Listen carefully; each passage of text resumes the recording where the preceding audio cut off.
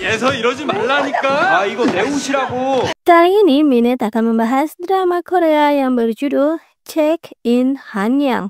Tanpa berlama lagi, episode 1, Markio, mari kita review. Sangat rahasia, seorang pemuda memasuki sebuah rumah. Ternyata di dalamnya adalah sebuah bar.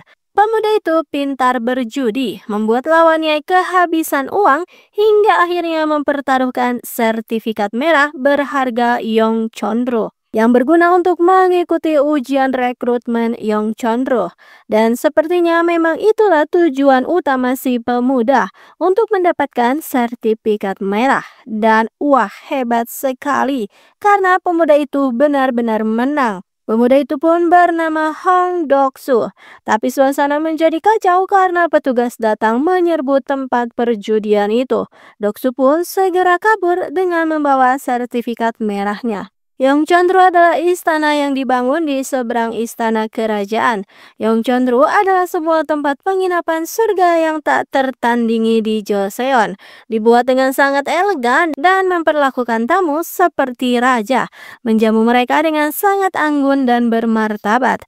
Makanan yang disajikan pun ala keluarga kerajaan. Jika memiliki uang, apapun bisa terwujud di Yongchonro. Dan itu semua adalah berkat para pegawainya yang bekerja di Yongchonro.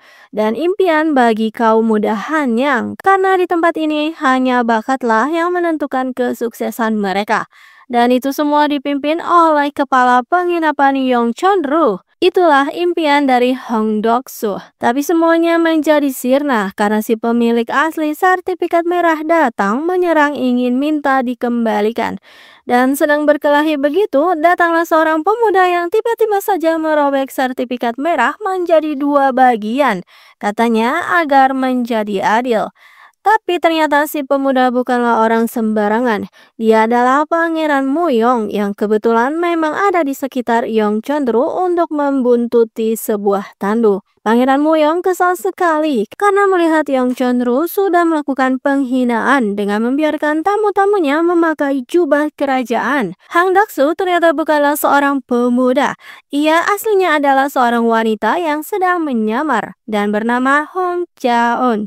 Saat kecil keluarganya diserang dan ayahnya yang sudah sekarat memotong rambut panjang Jaon lalu memberikan sebuah kunci kuningan dan memberikan pesan untuk menjadi laki-laki dan segera pergi menjauhi Yongchonro. Anak sekecil itu pun diburu. Jaon kecil pun terluka hingga lukanya sampai sekarang pun masih terlihat jelas. 12 tahun yang lalu, keluarga Hong Min-sik diburu sekelompok penjahat yang mencari sebuah berangkas. Maka dari itu, ayah meminta Jaon untuk segera kabur dan merahasiakan identitasnya sebagai wanita. Jaon kecil pun mengikuti ucapan ayahnya, tapi dari kejauhan ia bisa melihat jika ayahnya sedang dihilangkan nyawa oleh seorang wanita cantik, yaitu sang kepala penginapan Yongchonro bernama Sol Mehwa. Kembali ke masa sekarang, di dalam kerajaan, Raja Joseon sedang dihina oleh pemilik Yongchonro dengan memberikan upeti yang sangat banyak. Tapi sang raja menahan diri dan Pangeran Muyong pun datang. Tiba-tiba mengajukan diri untuk mencari pemagang di Yongchonro. Hal itu ia lakukan untuk mencari buku besar rahasia. Karena itulah kelemahan dari sang raja yang dimiliki oleh Yongchonro. Sang raja pun lalu memberikan tugas penting pada Pangeran Muyong untuk menemukan terlebih dahulu kunci kuningan berangkas yang ada beberapa bagian. Berangkas yang berisi buku besar rahasia. Sedangkan Hong Dok-soo benar-benar nekat. Ternyata ia tak kehabisan ide. Meski sertifikat merahnya sudah tak berguna lagi, ia malah membuat yang palsu dengan sangat detail dan semirip mungkin. Semua itu ia lakukan demi bisa masuk ke dalam Yongchonro.